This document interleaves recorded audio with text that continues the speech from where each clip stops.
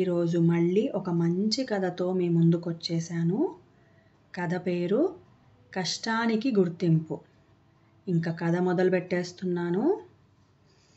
రంగాపురం అనే ఊళ్ళో గోపయ్య అనే పేదవాడు ఉండేవాడు. ఎవరే పని చెప్పినా చేసిపెట్టి వాళ్ళిచ్చే డబ్బు తీసుకునేవాడు. ఏ పనైనా చాలా శ్రద్ధగా నిజాయితీగా చేస్తాడని అతడికి పేరు. ఓసారి గోపయ్యను ఆ ఊరి జమీందారు పిలిచి తన దగ్గరున్న పడవకు రంగులేయమని, అందుకు 50 రూపాయలు ఇస్తానని చెప్పాడు.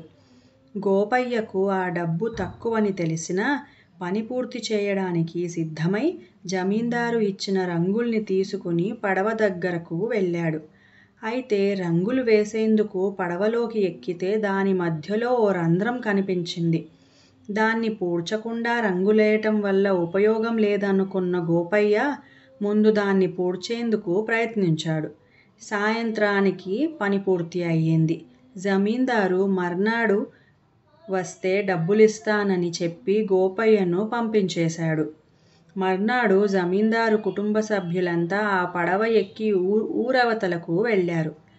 అదే రోజు ఊరి నుంచి తిరిగొచ్చిన జమీందారు నౌకరికి ఈ విషయం తెలిసి కంగారు పడుతూ జమీందారు దగ్గరకు వెళ్ళి ఆ పడవకు ఉన్న రంధ్రం గురించి చెప్పాడు.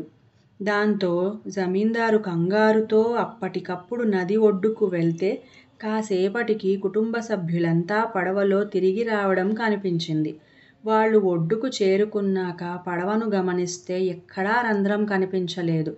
విషయం అర్థమైన జమీందారు అప్పటికప్పుడు గోపయ్యను ఇంటికి పిలిచి చెప్పిన దానికన్నా ఎక్కువ డబ్బు ఇస్తూ రంగులేయమని చెబితే రంధ్రాన్ని కూడా పూడ్చావు.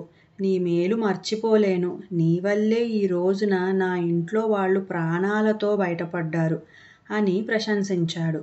అలా గోపయ్య మంచితనం ఊళ్ళో వాళ్ళంతా మరోసారి తెలుసుకొని అతనిని అభినందించారు. ఇక కథ సమాప్తము. పిల్లలు, మీ అందరికీ ఈ కథ నచ్చినట్లయితే please like, share and subscribe. అంతవరకు సెలవు.